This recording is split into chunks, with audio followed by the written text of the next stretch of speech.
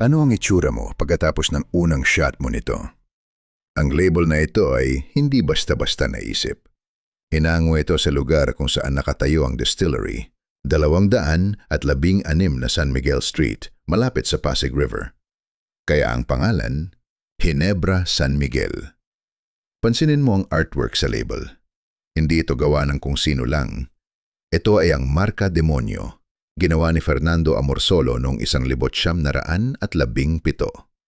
Noong panahong yon, ang alak ay simbolo ng bisyo at kasamaan, lalo na sa mata ng simbahang Katoliko. Kaya hindi nag-iisang demonyo sa label. Makikita si San Miguel na nakatayo sa ibabaw ni Satanas. Hindi para durugin siya, kundi para pigilan. Para magpakita ng otoridad. Kung demonyo lang ang nandyan, magmumukhang purong tukso. Kung si San Miguel lang, magmumukhang sermon.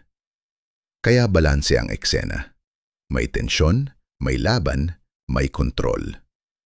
Hindi ipininta ni Amorsolo ito para sabihing, uminom ka at magkasala. Ipininta niya ito para ipaalala.